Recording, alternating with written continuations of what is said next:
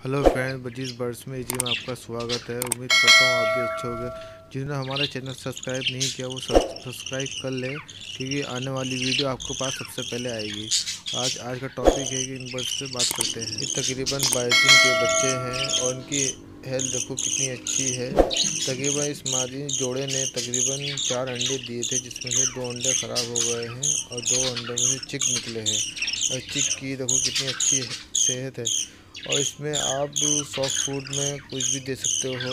मैं जो अपनी चिक को देता हूँ, एक दिन बॉयल राइस देता हूँ और एक दिन गंदम देता हूँ। इसको जो बोलते हैं गेहूँ भी बोलते हैं।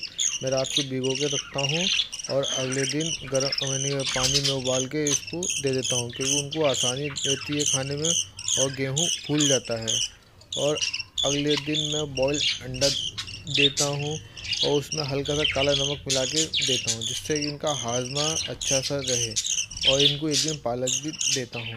पालक का ऐसा करना है, कभी भी आप पालक डालो तो हमेशा धो के ही डालना, क्योंकि एक्चुअली ऐसा होता है क्योंकि इसमें किसान जो लोग होते हैं इसमें केमिकल और दवाई मारते हैं, जो हम तकरीबन बगैर धो के ही डाल देते हैं। उससे हमारे चिक मर जाते हैं।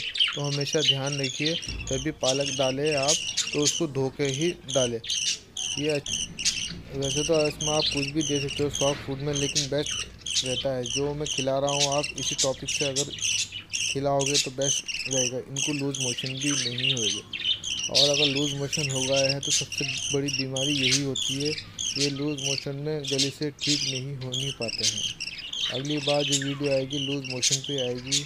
तब तक के लिए बजीज बर्ड्स एजी में आपका स्वागत है। धन्यवाद, शुक्रिया। ओके, आदाब, अस्सलाम वालेकुम, जय हिंद।